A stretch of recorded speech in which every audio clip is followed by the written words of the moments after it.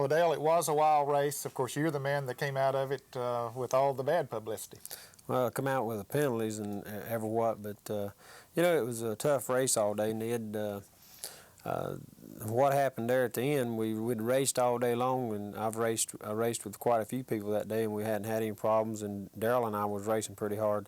And it was a pretty close contact race there for the last 20 or 30 laps, I feel like. Darrell was working on me pretty hard to get by, but I pretty much passed that off as the good close short track racing. But what happened when we started into 3 down at the end of the back stretches, my intentions were of cutting to the inside of Darrell and getting on the inside of him on the flat down there. But I clipped him instead, and we, you know, sent him spinning in the wall and sent me spinning in the wall. But it's no means intentional. If I was wanting to do something intentional, I'd have been doing it coming off 2 all the way down the backstretch. I had a whole backstretch to do it in. But, you know, I'm sorry it happened. I can't back it up. I can't change it. I'm sorry that it tore the cars up. Sorry, you know, bruised Darrell up, hurt him up, and I can't do anything about that.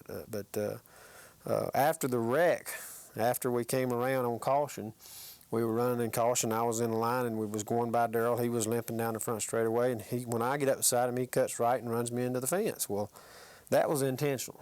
And, you know, if they're going to find me, they're going to have to find him or do something about that.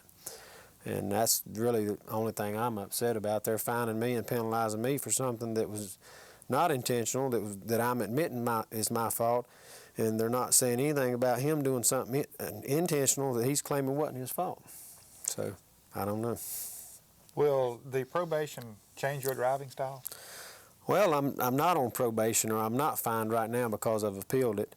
And NASCAR says until the hearing, there's nothing, you know, happening. So, which should have been the procedure before they said I was fined. They should have said, you know, there's a hearing pending on the race at Richmond, and we're talking about fines or ever what. But instead of doing that, they said, well, we're going to find Dale Earnhardt, and now I can have a hearing and prove I'm innocent. That's sort of like hanging me and then saying, oh, well, he wasn't guilty. You know, it's too late then. They haven't heard the case. But they're talking about it, and we're having a hearing, so, you know, I don't know what's going to come out of it. It's not going to change my style of racing. I'm going to go on and race whether I'm fined or what. But if you are on probation, or they do put you on probation for any reason, it's sort of rough in this sport because it'll open you up for a cheap shot from anybody, and then you're sitting in like a, you know, a cooked goose, and you can't do anything about it. Why did we have so many wrecks and spin-outs at Richmond? Well, it was a pretty bad week all week. You know, it rained, and we didn't get much practice in. The track wasn't ran in, and we started the race pretty much cold turkey. And the racetrack had one groove, so to speak. They had new sealer on it. The rubber was built up was bad on it. It was pretty much a one groove racetrack. Nobody wanted to run on the outside, and nobody would run on the outside.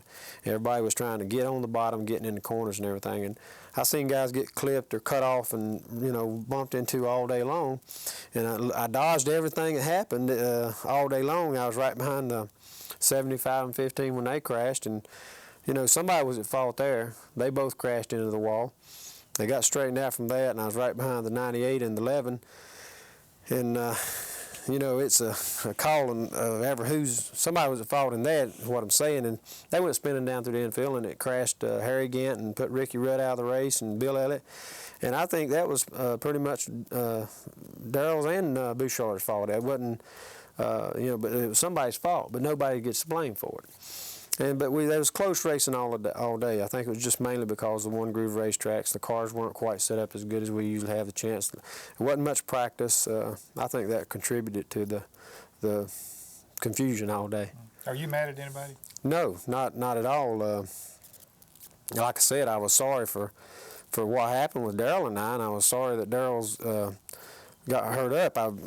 I've been racing since '79 in Grand National Racing, and my whole racing career, even when I was running outlaw and dirt racing, I never went after anybody intentionally to hurt them or put them into the wall.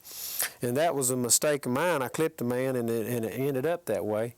And I've not got no hard feelings at him. I'm a little, you know, misunderstanding or upset with what Junior's saying, but, you know, I can't do anything about that.